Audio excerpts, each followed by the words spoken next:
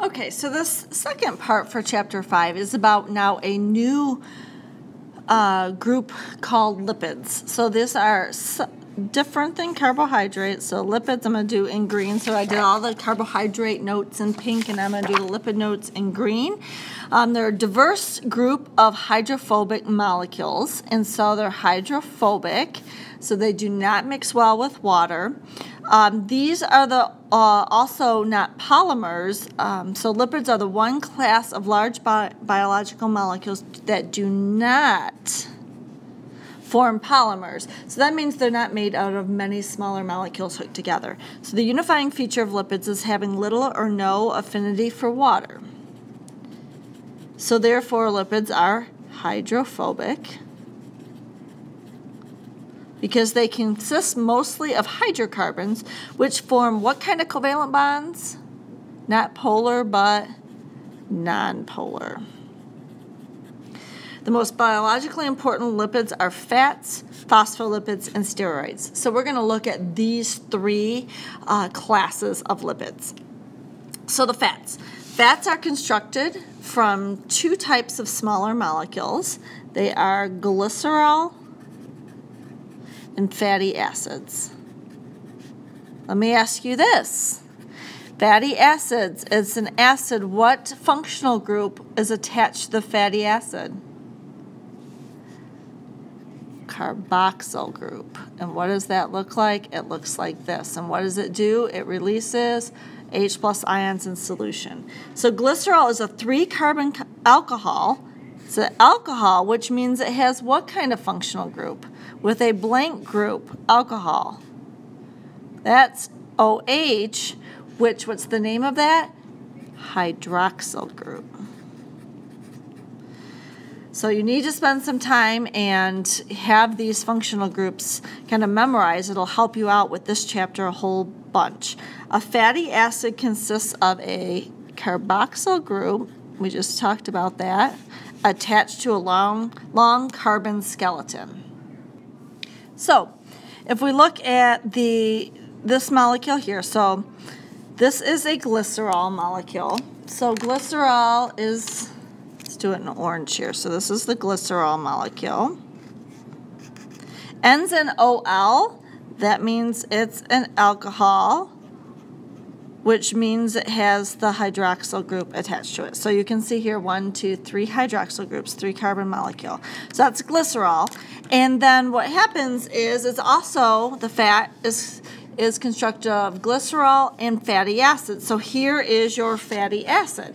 So let's do that in purple here. So here's your fatty acid.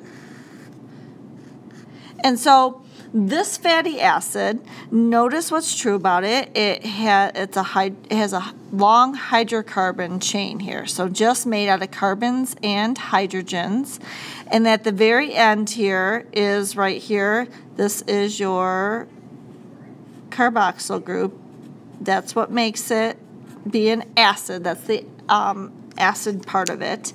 And so it's a fatty acid. So that's why it's basically lipids are hydrophobic, is because these long hydrocarbon chains. So here's your fatty acid, here's your carboxyl group. Now they're going to hook together so that start to make a fat. So and so this fatty acid is going to bond to this glycerol, and just like in the sugars when we were making starch and so on, an H comes off of one molecule, an OH comes off of another, and you get a molecule of water that is released, and then that frees up this bond and the bond from the oxygen here, and they bond together, and so therefore they will hook together, and this is called dehydration. That's why down here it says a dehydration reaction.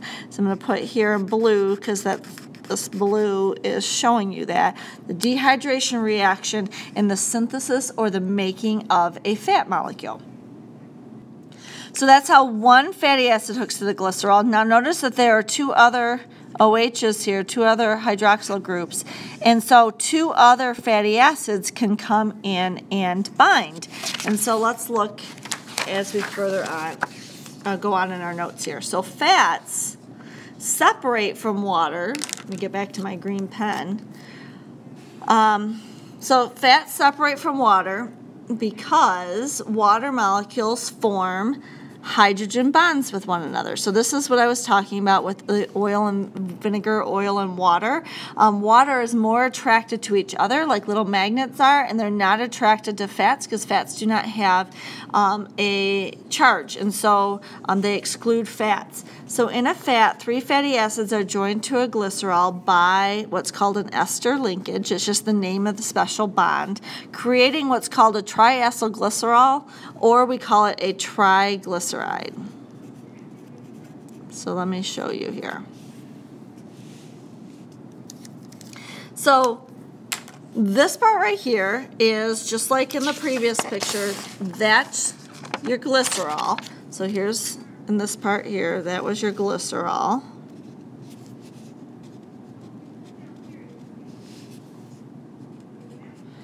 And then these are showing you your 3 fatty acids. 1 fatty acid, 2 fatty acids, 3 fatty acids. So these are 3 fatty acids. And so the 1 glycerol and 3 fatty acids together make one, this is 1 triglyceride. All right, it's the glycerol and the 3 fatty acids all hooked together. And it's called triglyceride, the glycerol and tri because it's made out of 3 fatty acids. So remember the fatty acids have the hydrocarbon chain, and then they bond together like we went through in the previous picture. And so each one of these, this represents the bond that's holding them together. So this is the new bond right here. That's called an ester linkage. And so that's where the water would have come off. And here's the bond that hooked. This one's had an H and an OH, just like the previous picture. So this is the new bond when a water molecule came off. And then here, the same. And so therefore, to make 1 triglyceride molecule, you lose how many water molecules? 1, 2, 3.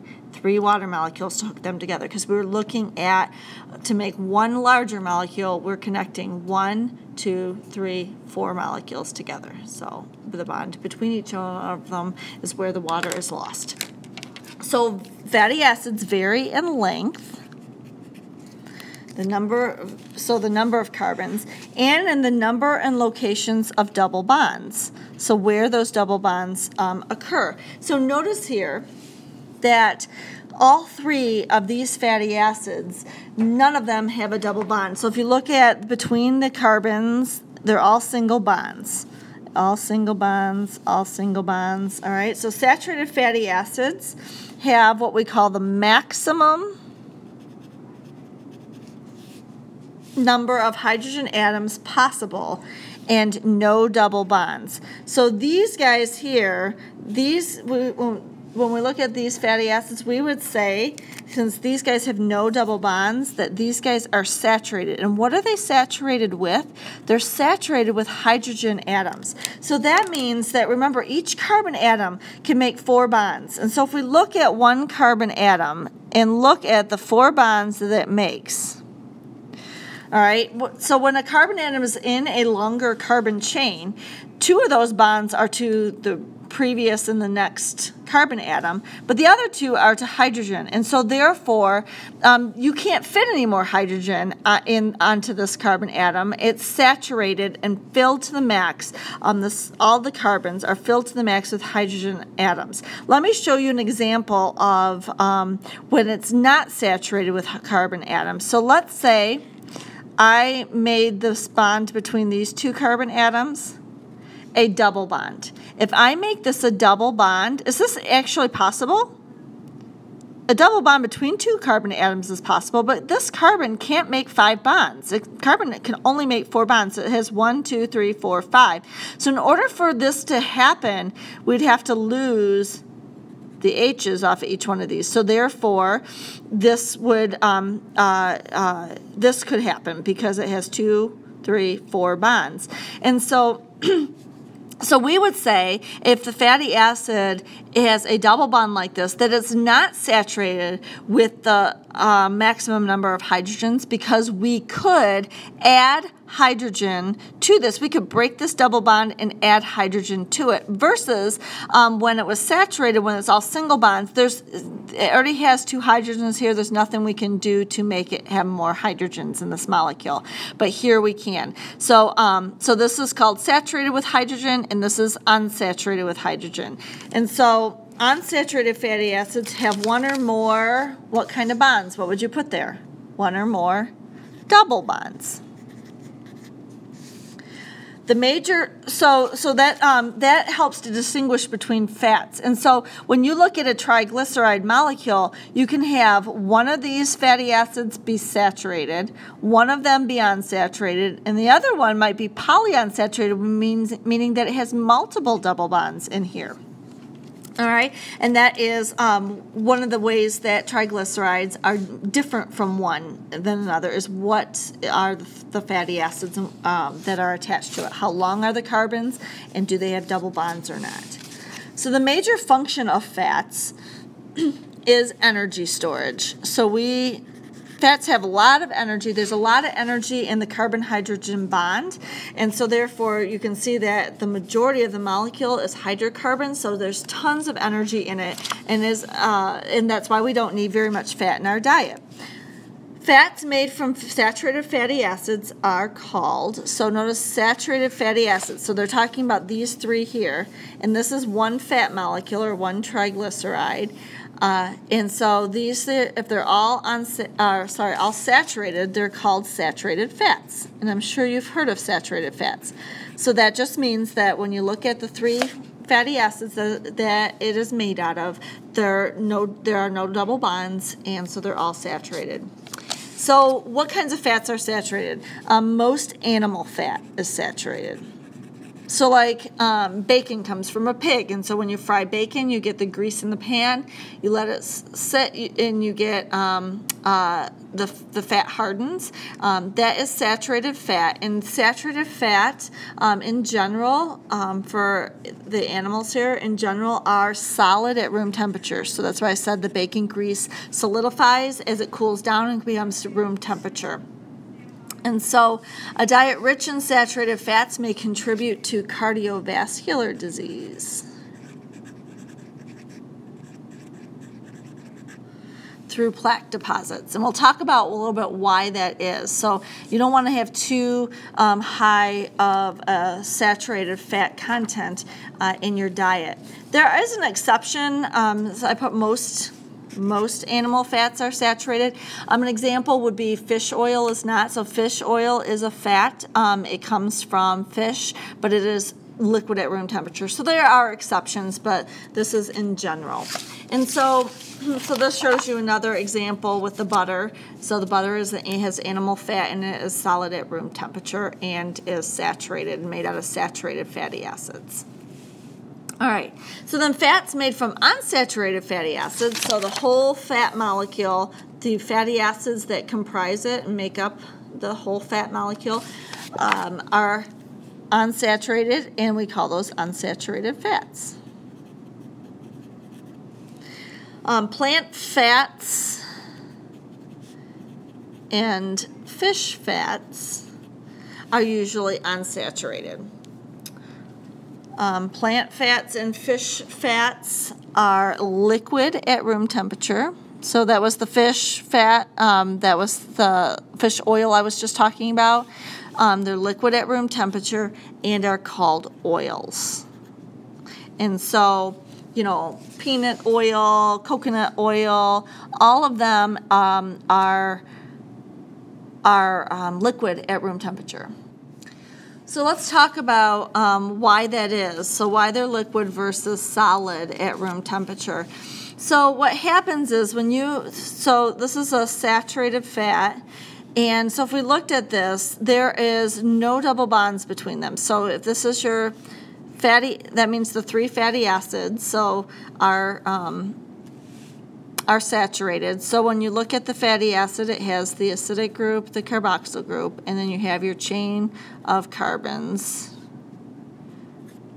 like this, and then you have your hydrogens coming off, and there's no double bonds. They're saturated with hydrogen to the max with hydrogen.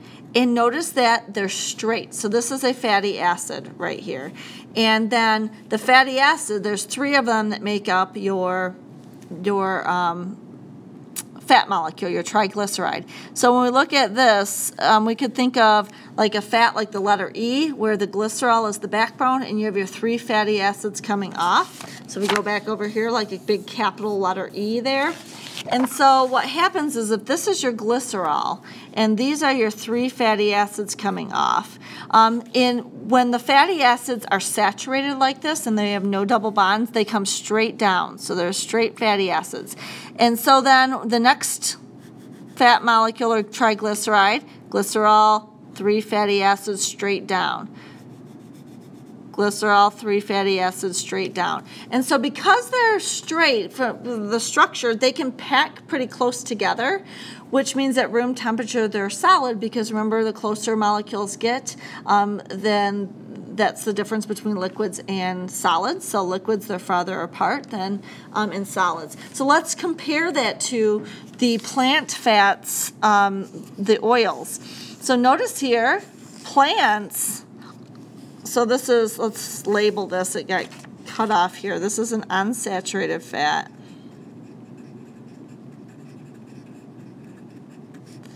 And fatty acid. So in this particular case here, what they're showing you here is you get this right here is where the double bond is. Notice what happens to the structure when a double bond occurs. And so what happens to that structure is that you get a bend. So now, at this point here, you have a double bond between the carbons, and then you have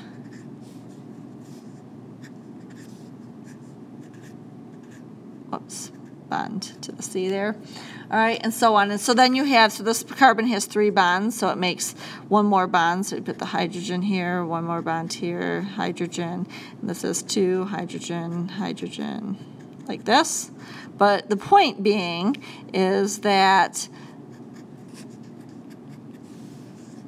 the spot where the double bond is, you get a bend or kink in the chain there. So what happens is that if I were to draw it like this up here, you have your glycerol molecule and you have 3 fatty acids, but if they have double bonds in them, they kink like this. And so what happens is that each molecule takes up more space, which then means the next molecule can't get that close to this molecule here. Like this.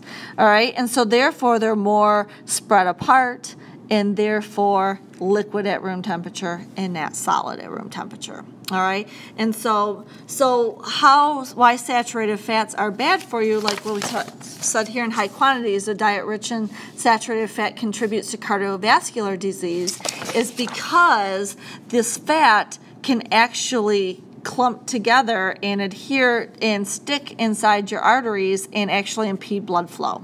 All right, and so therefore, whereas these guys don't clump as easily because they're farther apart because of the double bonds and the kinks in the chains. All right, and so saturated fat, much better for you. Okay, so that was the first. So is the fat and the triglycerides. So you have your fats here. So out of your lipids, category number 1 was your fats. The second category in lipids, let's go back here, is your phospholipids. Okay, so phospholipids have 2 fatty acids and hence the name that should say phospholipids, that's a typo, it's supposed to have an O there, and a phosphate group. It has a phosphate group.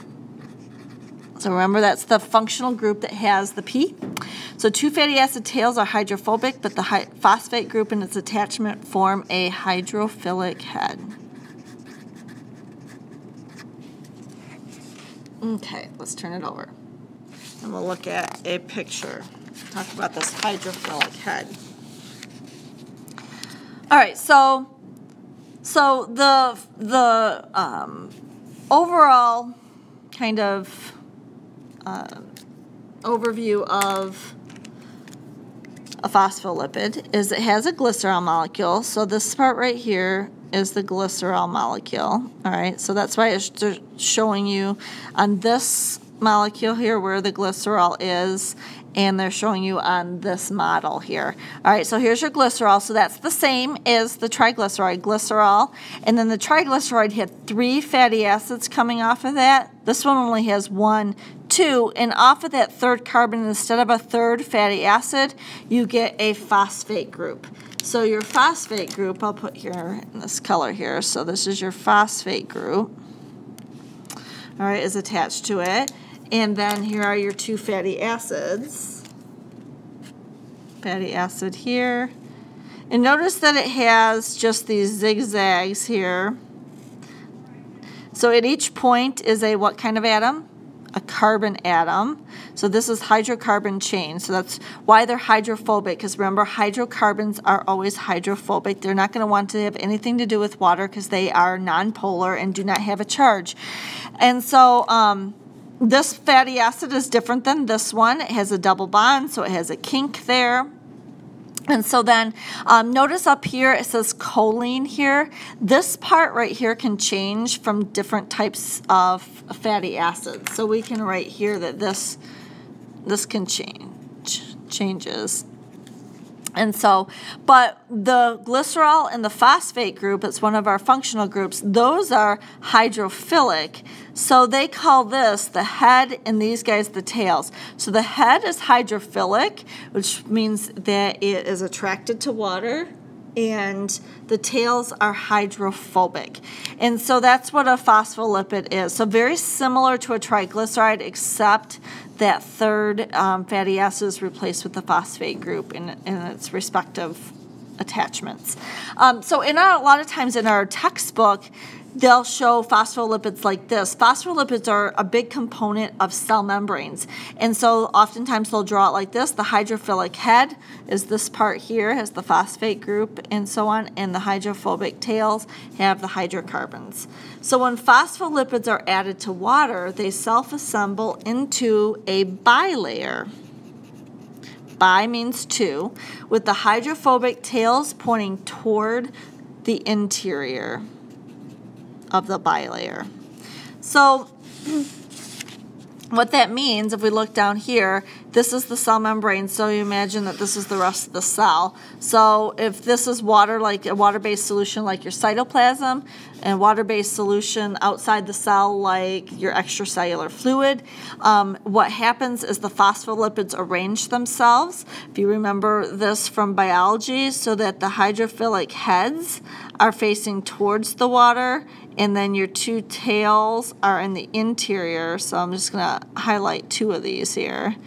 All right, so your 2 tails on each one of these are in the interior because they're hydrophobic. So they arrange themselves naturally because the water has charges, and so does the hydrophilic head, and so therefore they're attracted to each other. These guys have no charges, and so they make up the interior.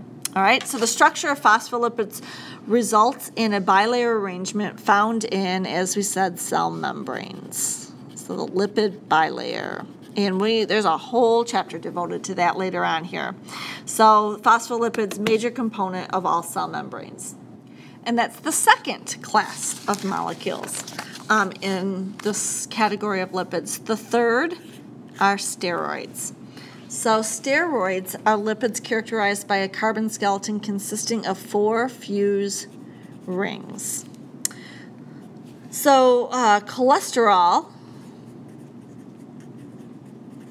is an important steroid. It's a component in animal cell membranes, so it's found naturally in animal cell membranes. Although cholesterol is essential in animals, high levels, though, in the blood may contribute also to cardiovascular disease, much like we just talked about the saturated fats. So if you look at this picture here, there are 4 fused rings. So this is a picture of cholesterol. So that's what this is here. And so if we look at here, what do we mean by fused rings? So here's one ring right here, and this is the 2nd ring, and they share a side, hence the fused rings. And so then this is the third ring right here, sharing a side with ring 2, and this is your fourth ring here, sharing a side with ring 3. And at each point here is a carbon atom with hydrogens and so on coming off of them, and they show you some different groups coming off of here, CH3. And then notice this part right here, all these parts right here, this is a hydrocarbon chain. And all these circled parts, this can change from one molecule or one steroid to another. So how steroids differ is based upon the chemical groups that are coming off of them. But what they have in common is the 4 fused rings. And so that is your steroid. And we're going to see that it's very helpful in animal cell membranes. We're going to look at that in Chapter 7. All right? And that is lipids, or that's lipids there.